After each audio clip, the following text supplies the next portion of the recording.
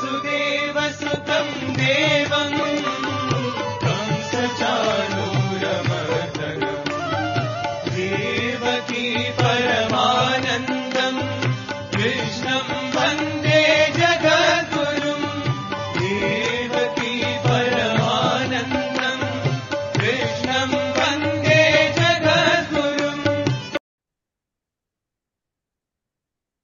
శ్రీ గురుభ్యో నమః. వ్యాస విరచిత శ్రీమద్ భాగవతంలో దశమ స్కందంలో నేడు మనం 20వ అధ్యాయం ప్రారంభించుకుంటున్నాం. ఇందులో చెప్పబోయేటువంటి ముఖ్యమైనటువంటి అంశం ఏంటంటే ఋతువర్ణన. అంటే వర్ష ఋతువు, శరద్ ఋతువులు, ఈ రెండు ఋతువులలో ప్రకృతి ఎలా ఉన్నది, భూమండలం ఎలా ఉన్నది, అలాగే ప్రజలు ఎలా ఉన్నారు అనేటువంటిది నేటి శ్లోకాలను ప్రారంభించుకున్నాం. శుక్లాంబరధరం విష్ణుం శశివర్ణం చతుర్భుజం ప్రసన్నవదనం ధ్యాయేత్ సర్వవిఘ్నోపశాంతయే. వ్యాసం వసిష్ఠనప్తారం శక్తేః పౌత్రమకల్మషం పరాశరాత్మజం వందే సుఖతాతం తపోనిధిం. వ్యాసాయ విష్ణురూపాయ వ్యాసరూపాయ విష్ణవే నమో వై బ్రహ్మనిధయే వాసిష్ఠాయ నమో నమః. నారాయణం నమస్కృత్య నరం చైవ నరోత్తమం దేవీం సరస్వతీం వ్యాసం తతో జయముదీరయేత్.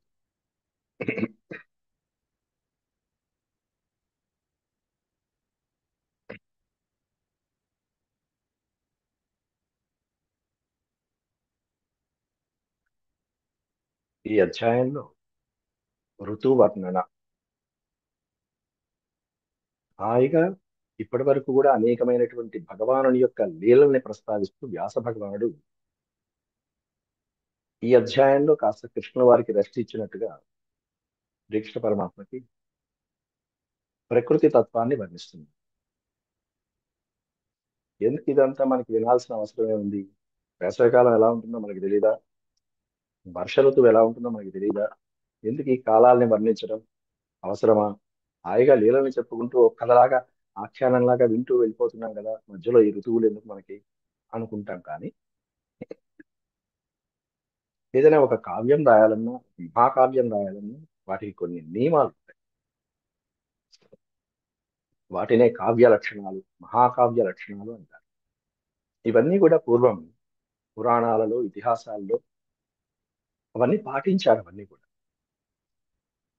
నాయకుడు ఎలా ఉండాలి, ఇతివృత్తం ఎలా ఉండాలి, దాంట్లో రసం ఏమి ఉండాలి, ఎటువంటి రసం అంటే నవరసాల్లో శృంగార, హాస్య, కరుణ, రౌద్ర, వీర, భీభత్స, భయానక, అద్భుత, శాంత రసాలు ఏవైతే నవరసాలు ఉన్నాయో వాటిల్లో ప్రధానమైనటువంటి రసం ఏముండాలి, అలాగే ఆ కావ్యాలలో, ఇతిహాసాలలో వర్ణనలు ఎలా ఉండాలి, అవన్నీ కూడా కొన్ని సిస్టమేటిక్ గా కొన్ని లక్షణాలు దానికి ఏర్పాటు చేయడం జరిగింది. ఈ మహాభారత, భాగవత, రామాయణ లాంటి వాటికి, అలాగే కాళిదాసు రాసినటువంటి కావ్యాలు ఇట్లాంటి వాటికి ఈ లక్షణాలన్నీ కూడా చక్కగా పొందుపరిచినట్టుగా ఉంటాయి. ముఖ్యంగా మహాకావ్యాలు రాసేటప్పుడు ఎప్పుడు కూడా నగర వర్ణన, నగరార్ణవ శైలర్తు చంద్రార్కోదయ వర్ణనం, ఉద్యాన సలిల క్రీడా మధుపానరతోత్సవా విప్రలంభో వివాహశ్చ కుమారోదయ వర్ణనం, మంత్రజ్యూత ప్రయాణాజీ నాయకాభ్యుదయా అపి అని లక్షణాలు ఉంటాయి. అంటే నగర వర్ణన ఉండాలి. ఆ కావ్యంలో అయోధ్య నగరం ఎలా ఉంది, లంకా నగరం ఎలా ఉంది, అలాగే ఇక్కడ బృందావనం ఎలా ఉంది, అలాగే మధురా నగరం ఎలా ఉంది, ఇట్లాంటి నగర వర్ణన ఉండాలి. సముద్ర వర్ణన ఉండాలి. శైలములు, పెద్ద పెద్ద పర్వతాలు ఏ విధంగా ఉన్నాయి, ఆ గోవర్ధనగిరి పర్వతం ఎలా ఉంది, వాటిని విశేషాలతో వర్ణించాలి. ఈ వర్ణనలు ఎందుకు అనుకుంటాం, కానీ వర్ణించాలి. అదే కావ్య లక్షణాలు. అలాగే ఋతు వర్ణన, నగరార్ణవ శైలర్తు, శైల ఋతు, ఋతు వర్ణన, శిశిర ఋతువు, వసంత ఋతువు, గ్రీష్మ, అలాగే వర్ష ఋతువు, శరద్ ఋతువు, హేమంత ఋతువు, ఈ వర్ణనలన్నీ, ఈ ఋతువులన్నీ కూడా దీన్నే ఋతు సంహార, 6 ఋతువుల్ని వరుస క్రమంలో వర్ణించుకుంటూ వెళ్తాం. ఏ ఏ కాలాలలో ఎలా ఉంటాయి, ప్రకృతి ఎలా ఉంటుంది, ఆ ప్రకృతికి అనుగుణంగా మానవుడిలో ఉండేటువంటి పరివర్తనలు ఎలా ఉంటాయో కూడా మనం గమనించుకోవాలి. మనలో మార్పు వచ్చినది అంటే, మార్పు అనేది మానవుడికి ఎలా వస్తుంది? తిన్న ఆహారాన్ని బట్టి, ప్రకృతిని బట్టి, తల్లిదండ్రులు నేర్పించిన వినయ విధేయతలను బట్టి, పక్కన ఉండేటువంటి సత్సంగాన్ని బట్టి, సత్సాంగత్యాన్ని బట్టి మనం మారుతూ ఉంటాం, వృద్ధి చెందుతూ ఉంటాం. మన జ్ఞానాన్ని పెంచుకుంటాం, శారీరకంగాను వృద్ధి పొందుతూ ఉంటాం, ఆహారాన్ని బట్టి, ప్రకృతిని బట్టి. కాబట్టి ఆ ప్రకృతి నుంచి మనం ఎన్నో విషయాలు నేర్చుకోవాల్సినవి ఉంటాయి. అవన్నీ కూడా కవులు చక్కగా వర్ణించారు, వాళ్ళ వాళ్ళ స్థాయిలో వర్ణించారు. ఇప్పటి వరకు మనం గ్రీష్మ ఋతు వర్ణన చూసుకున్నాం, ఆ వేసవి కాలము, ఆ దావాగ్ని. ఇప్పుడు వేసవి కాలం అయిపోయింది, గ్రీష్మ ఋతువు అయిపోయింది, వర్ష ఋతువులోకి వర్ణిస్తున్నారు ఇక్కడ వ్యాసుల వారు. మామూలుగా వసంత ఋతువు అనేటువంటి మనకి మార్చి మాసం, ఆ ఉగాది రోజు నుంచి ప్రారంభం. ఇంగ్లీష్ లెక్కల ప్రకారం అయితే శిశిర ఋతువు జనవరి 22 నుంచి ప్రారంభం. శిశిర అష్టాంగ హృదయం అని, అష్టాంగ సంగ్రహం అని చెప్పి ఉంటుంది. చరక సంహిత, సుశ్రుత సంహిత, అష్టాంగ హృదయం మొదలైనటువంటివన్నీ మనకి నిజంగా భారతీయ సంస్కృతిలో అత్యద్భుతమైనటువంటి వైద్య రహస్యాలన్నీ నిక్షిప్తంగా గావించబడినటువంటి గ్రంథ గ్రంథాలు. ఆయుర్వేదము మొదలైనటువంటివన్నీ, అనేకమైనటువంటి అత్యద్భుతమైన టెక్నాలజీలు కూడా పూర్వకాలంలో నిక్షేపించబడినటువంటి గ్రంథాలు. దాంట్లో అష్టాంగ సంగ్రహం వాగ్భటుడు రచించింది.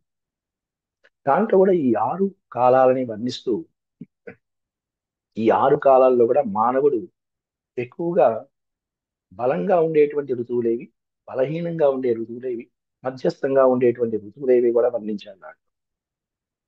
మామూలుగా శిశిర హేమంత ఋతువులు అనేటువంటివి మానవుడికి చక్కగా ఉత్సాహాన్ని, ఉద్రేకాన్ని, చక్కగా వృద్ధిని కలిగించడానికి దోహదపడేటువంటి. ఈ వర్ష ఋతువు గాని, లేకపోతే దాని ముందు వచ్చేటువంటి గ్రీష్మ ఋతువు గాని ఉంటుంది చూసారా, మానవుడికి దాన్ని ఏమంటారు అంటే మినిమం స్ట్రెంత్ అంటారు. తక్కువ వృద్ధిని, తక్కువ బలాన్ని కలిగించేది. వేసవికాలం విపరీతమైన నీరసము, చెమట్లు పడిపోతూ ఉంటాయి, పని చేసుకోలేం సరిగ్గా. వర్షాకాలం అయితే ఇక వర్షాకాలపు చదువులే, బయటికే రాలేము, పనులు చేసుకోలేము. రామాయణంలో వర్షాకాలం నలుగురు వానరులందరూ హాయిగా రెస్ట్ తీసుకున్నారు, సీతమ్మని వెతకండి. ఇట్లా గ్రీష్మ వర్ష ఋతువులు ఏ విధంగా అయితే స్తబ్దంగా ఉంటాయో, నిస్సత్తువును తీసుకొస్తాయి మానవుల్లో, అక్కడి నుంచి వర్షాకాలం దగ్గర నుంచి శరత్కాలము, శరత్కాలం నుంచి హేమంత ఋతువు, కొంచెం కొంచెం కొంచెం మానవుడిలో అంటే ప్రాణికోటిలో, సమస్తమైనటువంటి ప్రాణికోటిలో కొంచెం వృద్ధి అనేటువంటి కలుగుతూ వస్తుంది. హేమంత శిశిరాలు అనేవి మనలో వృద్ధి స్థాయిని పెంచుతూ ఉంటాయి. అట్లా ఆయా ఋతువులు వాటికి తగ్గట్టుగా కవులు కూడా వర్ణించుకుంటూ వెళ్ళారు. అది ఎలా అనేటువంటిది ఇక్కడ చక్కగా అటు ఆధ్యాత్మికకి, అంటే ఆధ్యాత్మికత్వాన్ని ఉట్టిపడేట్టుగాను, భౌగోళికంగా ఎలా ఉండాలి అనేటువంటి కదా చక్కగా వ్యాసుల వారు దీంట్లో వర్ణించడం జరిగింది. అందులో మొట్టమొదటిగా సుఖ ఉవాచ, సుఖయోగేంద్రుడు పరీక్షిత్తుకి చెప్తూ ఈ మొదటి 2 శ్లోకాలు కూడా కంటిన్యూషన్ గా చెప్పుకోవాల్సింది. తయోస్తదద్భుతం కర్మ తావాగ్నేర్మోక్షమాత్మనః గోపా స్త్రీభ్యः సమాచక్ష్యుః ప్రలంబవధమేవ చ గోపవృద్ధాశ్చ గోప్యశ్చ తదుపాకర్ణ్య విస్మితాః మేనిరే దేవప్రవరౌ కృష్ణరామౌ వ్రజం గతౌ. తయోః కృష్ణరామౌ, తయోః కృష్ణరామౌ వ్రజం గతౌ. వ్రజము అనే పదానికి అర్థం అక్కడ బృందావనం. ఆ బృందావనంలో గోశాలలో వాళ్ళ నివాసానికి గతౌ వెళ్ళారు. ఎవరు? కృష్ణరాములు, బలరామకృష్ణులు ఇద్దరు కూడా, వాళ్ళిద్దరూ వాళ్ళ వాళ్ళ నివాసాలకి బృందావనంలో వెళ్తూ ఉంటే, వీళ్ళతో పాటుగా వేలాది మంది గోపాలకులు, గోవులు, వాళ్ళందరూ కూడా జరిగినటువంటి 2 అద్భుతమైనటువంటి కర్మల్ని నెమరు వేసుకుంటూ వెళ్తున్నారు. ఏమిటంటే తదద్భుతం కర్మ, అద్భుతమైనటువంటి కర్మ, బలరామకృష్ణులు చేసినటువంటి అద్భుతమైనటువంటి కర్మాన్ని కీర్తించుకుంటూ, గానం చేసుకుంటూ ఏమిటంటే దావాగ్నే మోక్షమాత్మన ప్రలంబ వధమేవ చ. ఒకటి ప్రలంబాసుర వధ అనేటువంటిది బలరాముడు చేసిన ఒక అద్భుతమైనటువంటి కార్యం, శ్రీకృష్ణ పరమాత్మని ప్రోత్సాహం. రెండోది ఏమిటంటే దావాగ్నే మోక్షణం, ఆత్మన దావాగ్ని మోక్షణం. సమస్తమైనటువంటి గోవులని గోపాలకుల్ని దావాగ్ని నుంచి కాపాడటం అనేటువంటి ఈ చర్య గోపాః స్త్రీభ్యः సమాచక్షు గోపవృద్ధాశ్చ గోప్యశ్చ తదుపాకర్ణ్య విస్మితాః. ఈ స్వామివారి యొక్క లీలల్ని ఉపాకర్ణ్య అంటే విన్న తర్వాత విస్మితాః గోపవృద్ధాశ్చ గోప్యశ్చ ఆశ్చర్యపడిపోయారట. అటు గోపాలకులు గాని గోపికలు గాని వృద్ధులు గాని మొదలైనటువంటి వాళ్ళందరూ కూడా ఈ జరిగినటువంటి విషయాన్ని చూసి దావాగ్ని ఇలా జరిగిందా అని ఆశ్చర్యపోయి మేనిరే దేవ ప్రవరౌ కృష్ణరామౌ వ్రజంగతౌ, కృష్ణరామౌ దేవ ప్రవరౌ ఇది మేనిరే. ఈ బలరామకృష్ణులు ఇద్దరు కూడా దేవ ప్రవరౌ, దేవతాశ్రేష్ఠులు, దివ్య పురుషులు అని భావించారట. మేనిరే అంటే భావించుట అని. వీళ్ళిద్దరు కూడా దివ్యాంశ సంభూతులు, అవతార పురుషులుగా భావించారు అక్కడ ఉన్నటువంటి గోప జనమంతా. ఇక్కడి నుంచి వర్ష ఋతు వర్ణన. తత ప్రావర్తత ప్రావృట్ సర్వసత్వ సముద్భవ విద్యోతమాన పరిధిర్ విస్ఫూర్జిత విస్ఫూర్జిత నభస్థల. విస్ఫూర్జిత నభస్థల, నభము అంటే ఆకాశం, నభస్థలం ఆకాశం అంతా కూడా వర్షాకాలం మొట్టమొదటి ప్రారంభంలో చక్కగా ఆ ఉరుములు పిడుగులు మబ్బులు అవి ఎట్లా ఉంటాయో సహజంగా ఉన్నదన్నట్టుగా వర్ణిస్తున్నారు. తత ప్రావర్తత ప్రావృట్, ప్రావృట్ అంటే వర్షాకాలం, ప్రావృట్ కాలం. ఆ వర్షాకాలం అనేటువంటిది సమీపించింది. ఎట్లా ఎట్లా సమీపించిందంటే సర్వసత్వ సముద్భవ. సత్వములు అంటే ప్రాణులు అని, జీవులు. సర్వసత్వ సముద్భవ, సమస్తమైనటువంటి ప్రాణికోటికి కూడా వాటి యొక్క జీవనానికి సౌఖ్యానికి దోహదపడేటువంటి విధంగా, సమస్త ప్రాణుల యొక్క వృద్ధికి ఉత్పత్తికి వృద్ధికి దోహదపడేటువంటి విధంగా ఆ సమయంలో ఆ ఆకాశంలో నభస్థల మొత్తం అంతా ఆకాశం అంతా కూడా ఎలా ఉంది, విద్యోతమాన పరిధిర్ విస్ఫూర్జిత నభస్థల. ఆ గగనమంతా కూడా ఎలా ఉంది అంటే సూర్య చంద్రుల్ని చుట్టూ మొత్తం అంతా విద్యోతమాన పరిధి, పరిధి అనే పదానికి అర్థం పరిధి, చుట్టూ వలయాలు. సూర్యుడి చుట్టూ వలయము, చంద్రుడి చుట్టూ వలయము అంటే వారి యొక్క కాంతిని అడ్డగించేటువంటి విధంగా మేఘాల యొక్క వలయం. సూర్య విద్యోతమాన పరిధిర్ విస్ఫూర్జిత నభస్థల.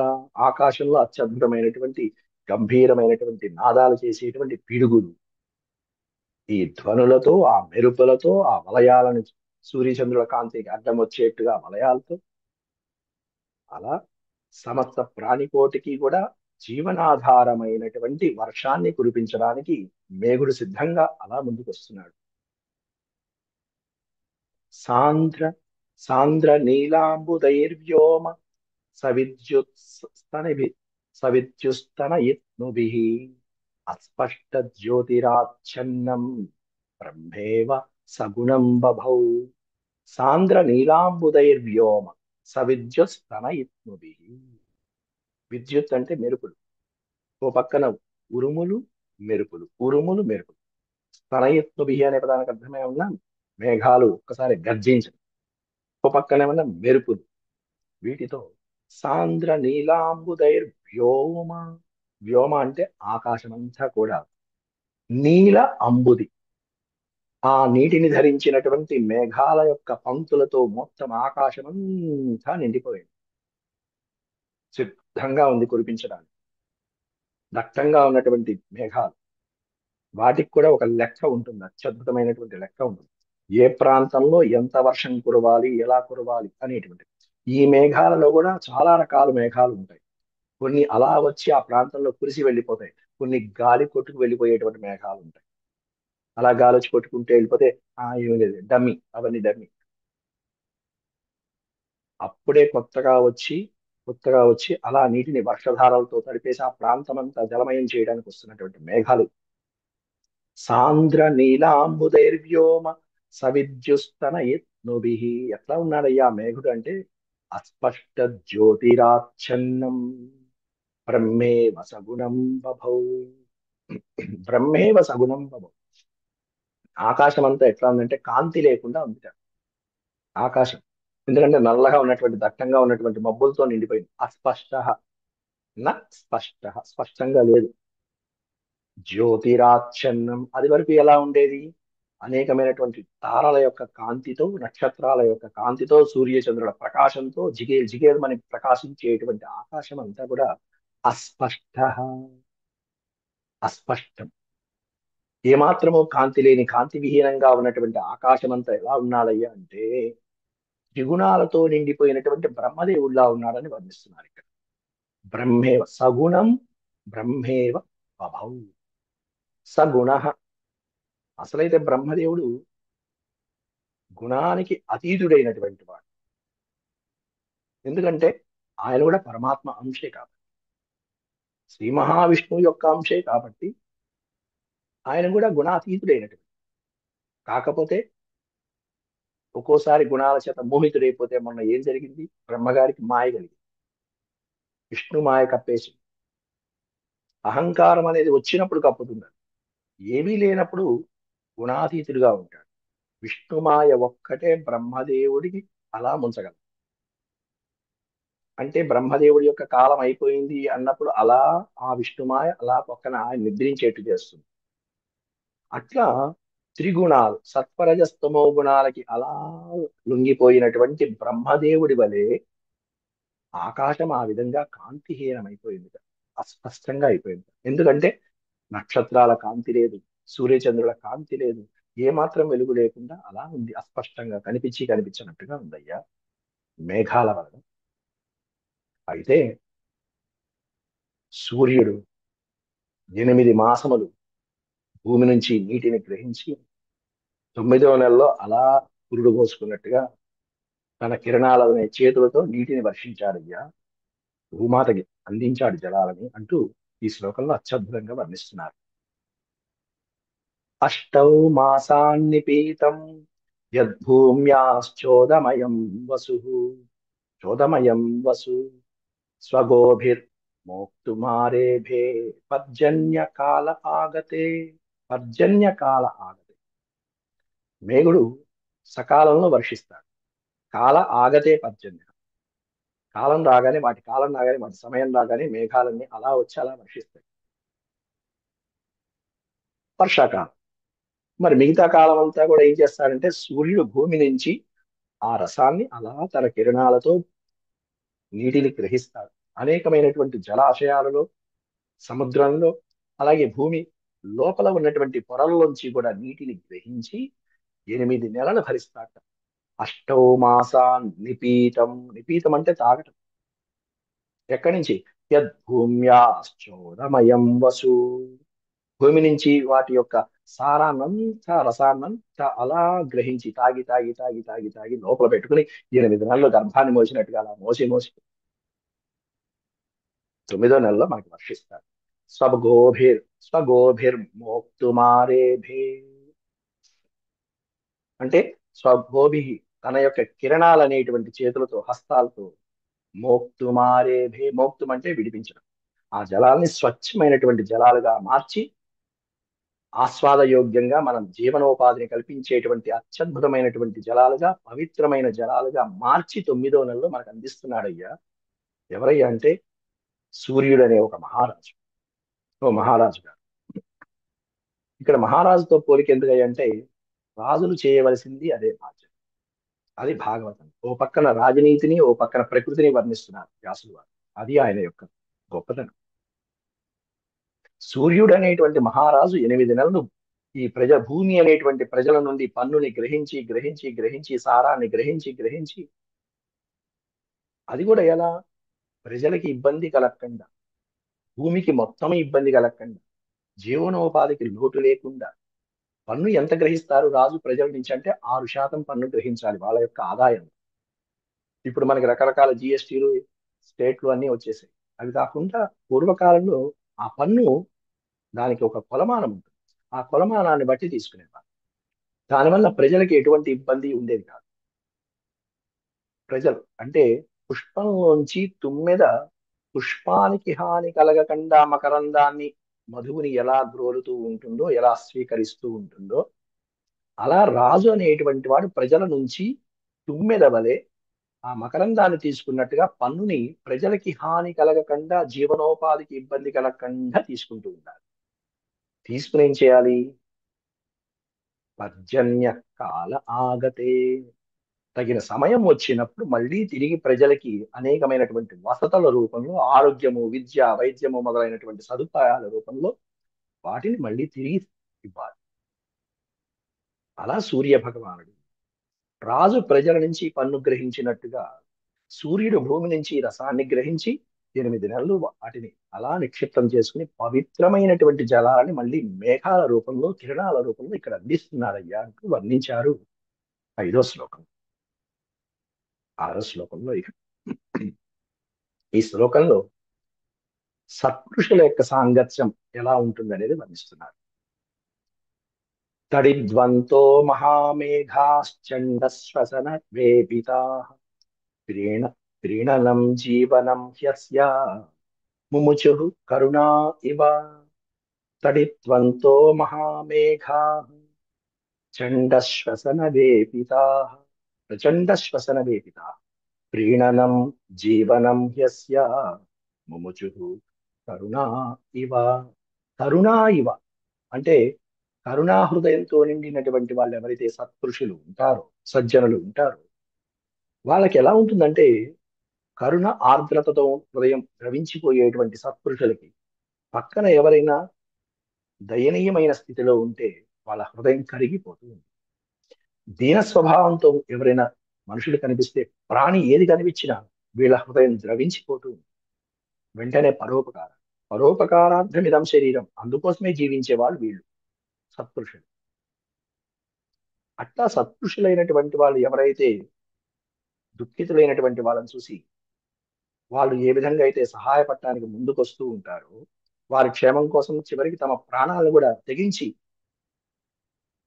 మొన్న మనం ఒక కథ చెప్పుకున్నాం, జీమూత వాహనుడు అనేటువంటి వాడు తన ప్రాణాలను కూడా బలి ఇచ్చి ఒక్క పామును నా కాపాడాలి గరుత్మంతుడి చేతిలోంచి అని తన ప్రాణాన్ని కూడా పణంగా పెట్టి చివరికి గరుత్మంతుడు పీకేసి తింటూ ఉంటే సగం తిన్న తర్వాత, ఎవరయ్యా నువ్వు, నేను తింటుంటే అంత ఆస్వాదంగా ఆనందంగా చూస్తున్నావు, భయం లేదా నీకు అని గరుత్మంతుడు అడిగితే, తినేటప్పుడు మాట్లాడదు, మాట్లాడకుండా తిను, నువ్వు ఇంకా ఆకలి నుంచి తృప్తి చెందలేదు, ఇదిగో ఇక్కడ ఇక్కడ నెత్తురు ఉంది, ఇక్కడ తాగు, ఇది ఇక్కడ మాంసం ఉంది, ఇక్కడ తిను అంటూ తన శరీరాన్ని అందిస్తూ ఉంటాడు. ఇంకా పైగా జీమూత వాహనుడు అనే గంధర్వరాజు ఒక్క ప్రాణం పాముని కాపాడటం కోసం నాగానందం అనే నాటకంలో వర్ణించారు. అట్లా పరోపకార పరాయణులైనటువంటి వ్యక్తులు, సజ్జనులు ఎప్పుడు కూడా ఇతర దుఃఖంలో ఉండేటువంటి ప్రాణుల్ని రక్షించడానికి తమ ప్రాణాన్ని పణంగా పెడుతూ ఉంటారు. అట్లా పెట్టినటువంటి సందర్భాన్ని ఇక్కడ వర్ణిస్తూ, అదే విధంగా అనేకమైనటువంటి విద్యుత్ కాంతులతో ఉన్నటువంటి మేఘాలు మేఘాలు అలా మెల్లమెల్లగా మెల్లమెల్లగా మెల్లమెల్లగా వాయువు యొక్క ప్రచోదనంతో అలా కంపించబడుతూ, కదిలించబడుతూ ఎక్కడికి చేరుకోవాలో అక్కడ చేరుకుని, ఏ ప్రదేశానికి రావాలో ఈ ప్రదేశంలో నీరు అవసరం, ఈ ప్రదేశంలో ప్రజలు కటకట్లాడిపోతున్నారు, ఈ ప్రదేశంలో ఇబ్బంది పడుతున్నారు అని వారికి జీవనాధారమైనటువంటి జలముల్ని విడిచిపెడుతూ ఉంటాయి. అది పరోపకారం. తడిత్వంతో మహామేఘా చండశ్వసన వేపితా, ప్రచండమైనటువంటి ఉరుములు మెరుపులతో అలా వస్తూ శ్వసన వేపిత, వాయు కంపనంతో, వాయువు యొక్క ప్రచోదనంతో ఆ మేఘాలు అలా అలా ఎన్నో రాష్ట్రాలు దాటుకుంటూ, హద్దులు దాటుకుంటూ ప్రీణనం జననం హ్యస్య, జీవనం ప్రీణనం అంటే మన జీవితాన్ని ఇంకా ప్రీతిపాత్రం కలిగించడం కోసం, జీవనాధారమైనటువంటి జలాన్ని స్రవించడం కోసం అని చెప్పేసి ముముచుహు అంటే విడిచిపెట్టడం, అట్లాంటి జీవనాధారమైన జలాల్ని వర్షిస్తూ ఉంటాయి. ఎట్లా అంటే కరుణా ఇవ, పరోపకార పరాయణుల వలె అని వర్ణించారు.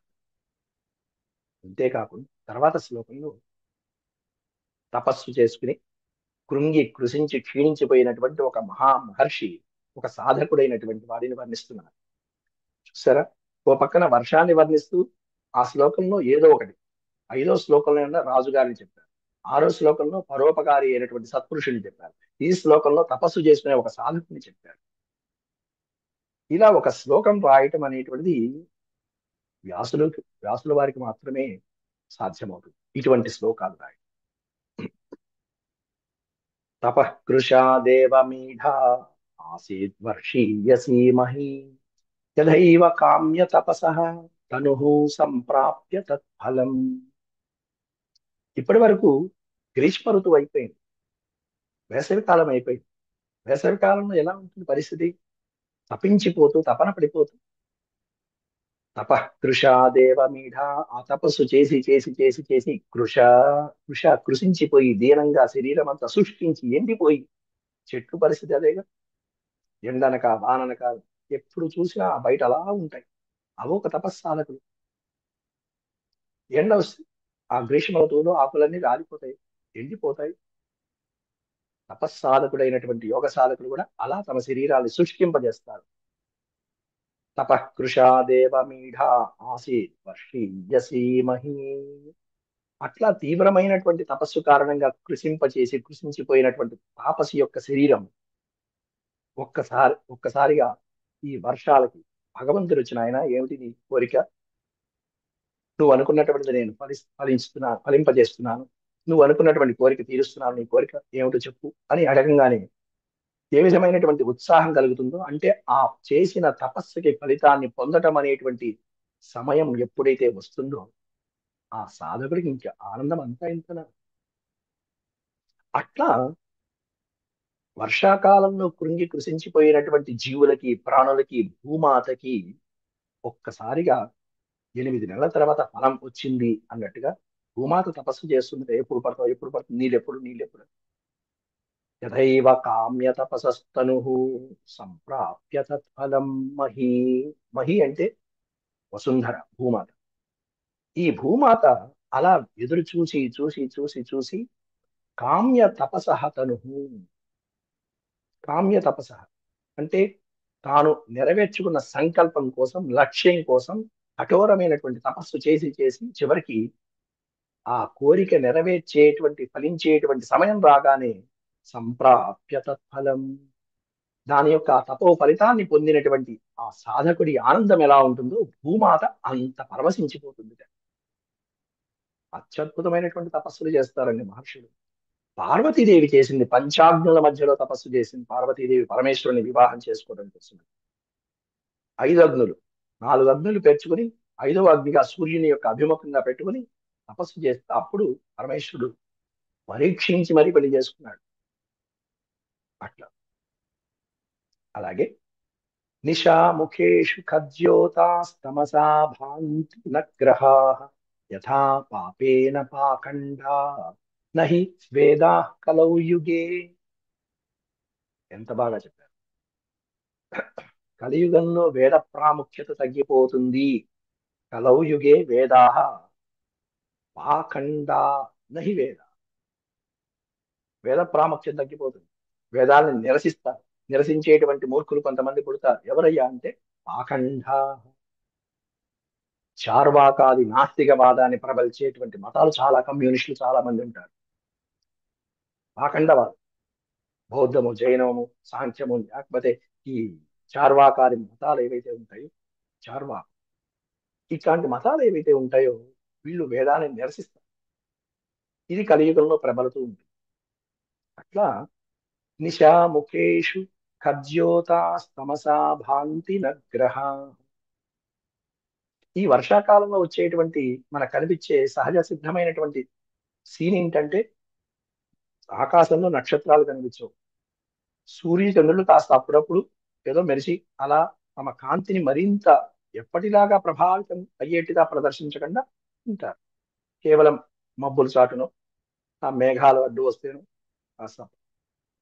కాబట్టి నిశాముఖేషు, నిశ అంటే రాత్రి, రాత్రిపూట సమయాలలో నక్షత్రాల కాంతి లేదు, గ్రహాల కాంతి లేదు, బోసిపోయింది ఆకాశం అంతా. దేంతో ఉందంటే అంధకారమయమైపోయింది. కజ్యోతాస్తమసా భాంతి తమసా భాంతి, అంధకారంతో ప్రకాశిస్తుంది. మొత్తం చీకటంతా అంధకారం అంధకారం అంధకారం. ఎందుకంటే గ్రహాహ న భాంతి, గ్రహముల యొక్క కాంతి అనేది లేదు, నక్షత్రాల కాంతి అనేది లేదు. ఎలా లేదు అంటే యథా, ఏ విధంగా అయితే పాపేన పాకండ, చార్వాది నాస్తిక మతాదులు ఏ విధంగా అయితే వాళ్ళ యొక్క పాప కర్మలతో వేదాన్ని భ్రష్టు పట్టిస్తున్నారు, వేదాన్ని దూషిస్తున్నారు, వేదాన్ని ఖండిస్తున్నారు కలియుగంలో, అట్లా ఆనాడు వర్షాకాలం ఆ రాత్రి పూట అంత అంధకారంగా ఉన్నది అని వర్ణించారు అక్కడ వ్యాసుడు. మిగతా 9వ శ్లోకం నుంచి రేపటి ప్రవచనంలో మనం కంటిన్యూ చేద్దాం. అంతవరకు సెలవు. ఓం శాంతి శాంతి శాంతి. యదక్షరపద భ్రష్టం మాత్రాహీనం చ యద్భవేత్ తత్సర్వం క్షమ్యతాం దేవ నారాయణ నమోస్తుతే. సర్వం శ్రీకృష్ణార్పణమస్తు. హరి ఓం. గొంతు ఇంకా స్వరం తగ్గలేదు, 2 రోజులు చూశాను, కానీ ఇంకా తగ్గకపోవడంతో నాకు ఈ భాగవత ప్రవచనం లేకపోతే ఏమిటోగా ఉంది. అందువల్ల నా వంతు నేను ప్రయత్నించాను.